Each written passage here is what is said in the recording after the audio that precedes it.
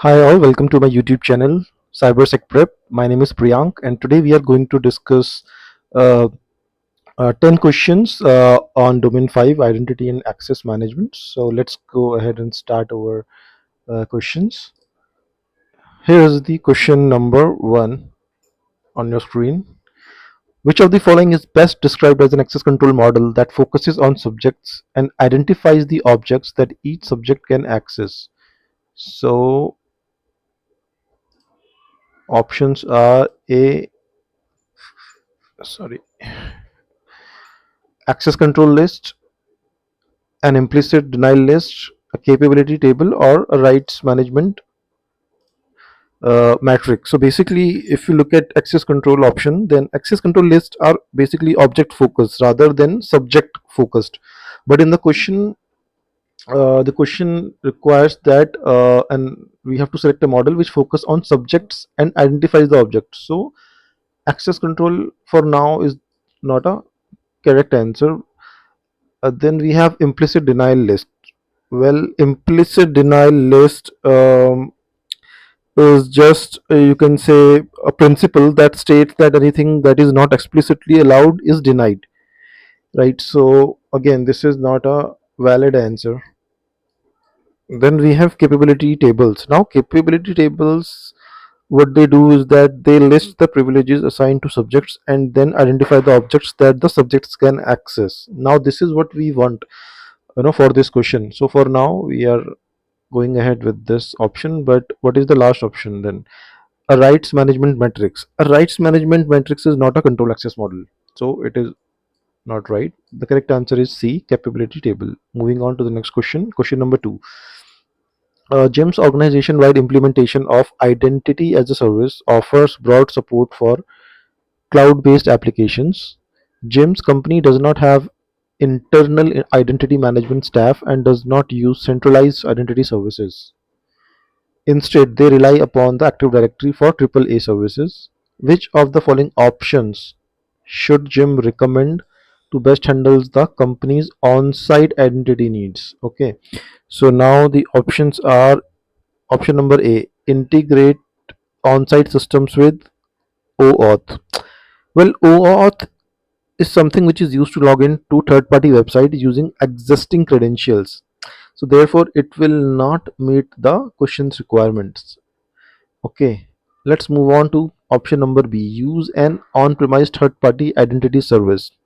Well, this looks like a right answer because since Jim's organization is using a cloud-based identity as a service solution, so a third-party on-premise identity service can provide the ability to integrate with the identity as a service solution, and the company's use of Active Directory is widely supported by third-party vendors. So for now, this looks like a correct answer. But let's look at remaining two options. Integrate with on-site systems using SAML. Well, SAML is a markup language, right? It would not meet the full set of AAA needs, so it is not a correct answer. Last option: design an internal solution to handle organization unique needs. Well, since the organization is already using Active Directory, which is a custom in-house solution, so it is unlikely to be as effective as pre-existing third-party solution, and it may take more time and expense to implement. So internal solution will also be not a great answer or the best answer. So the right answer is option number B. Moving on, question number 3. Which of the following is not a weakness in Kerberos? Well, first option, KDC is a single point of failure. Absolutely not, because uh, Kerberos, KDCs is both a single point of failure and it can cause problems if compromised. Like both keys are stored on the KDC, that will allow the attackers to impersonate any user. So uh, that is not correct. Also, option B is not right. Now, option number C, authentication information is not encrypted. Well, this is the right answer because Kerberos encrypts messages using secret keys, providing protection for the authentication traffic. So this is the option which is correct for now. Let's look at the last option. It is susceptible to password guessing. No, it is not a weak weakness.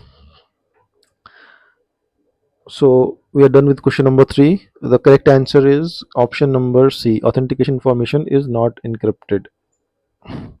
Question number 4. Voice pattern recognition is what type of authentication factor?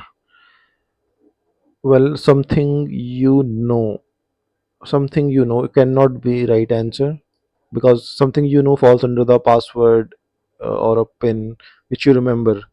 Something you have, this is also not a right answer. Something you have means some device you have for like UB key or hardware token. So that is also not correct.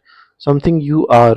Well, this is the right option, because voice pattern recognition is a something you are, which is a biometric authentication factor, because it measures a person's physical characteristics for the authentication. So this is the right answer. Somewhere you are also not right. Moving on to the next question. Question number 5. If Suzanne's organization requires her to log in with her username, a PIN, a password, and a retina scan, how many distinct authentication factors type has she used? Okay, let's see the options 4, 2, 1, 3. But one is her username. Well, username is not a factor, so this is not applicable. A PIN, yes, a PIN can be a factor.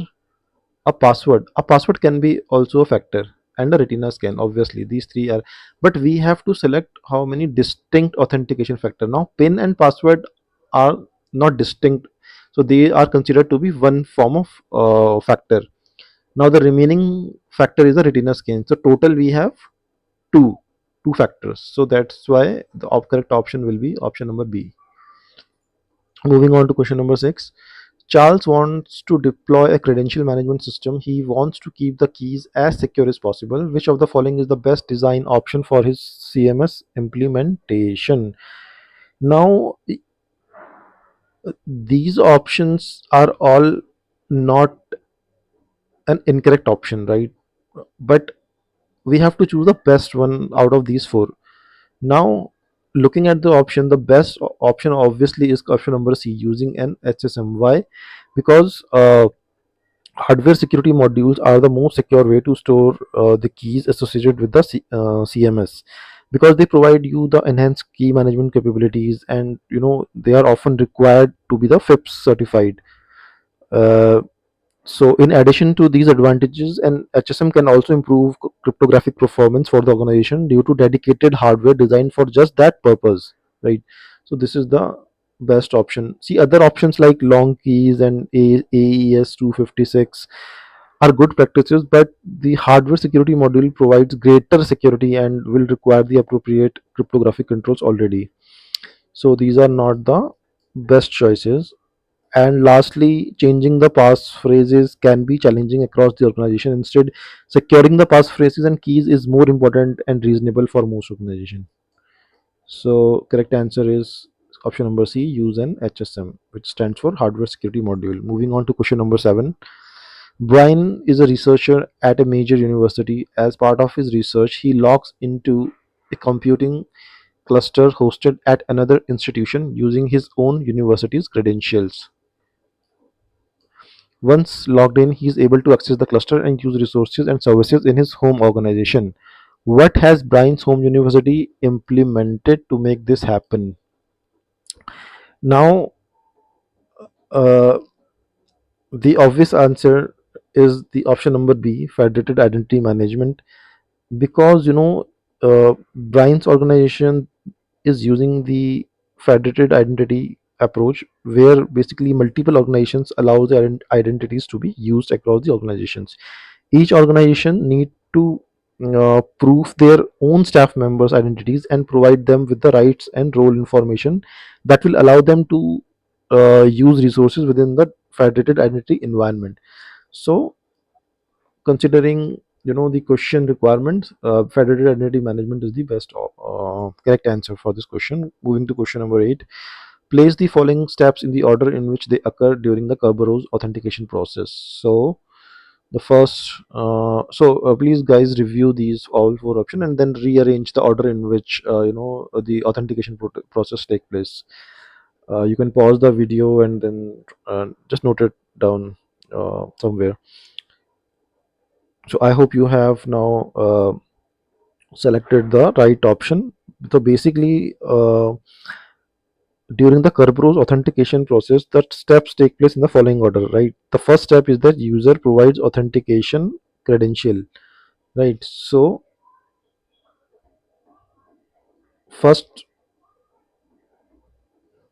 we'll have option number 5, right? User provide authentication credential. That will be the first step.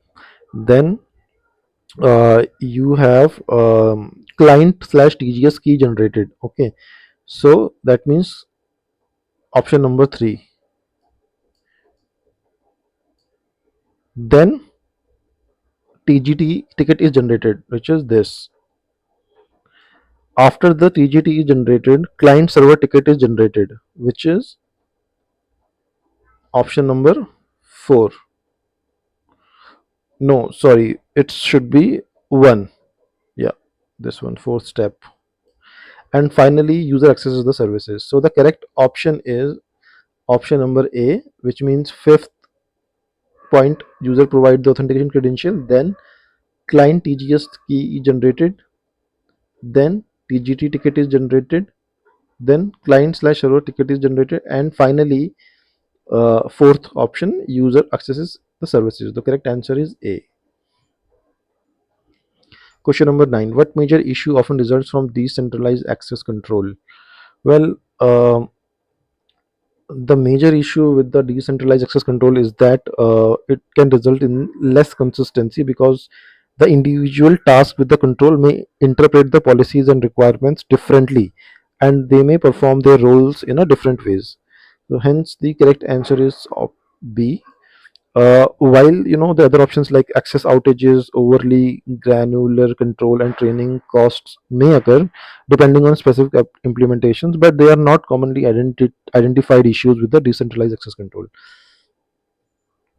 Moving on to question number 10. Callback to a landline phone number is an example of what type of factor? Now, a callback to a landline phone number will be an example of a somewhere you are factor, because of the fixed physical location of the wired phone. So the correct option will be B. Similarly, if a callback to a mobile phone would be a something you have factor. So for this question, we have a question which involves a landline phone number which is fixed. Hence, the correct option is the option number B, somewhere you are. With this, this video has now completed, and thanks for watching my videos, and hope to see you, in the upcoming videos. Bye.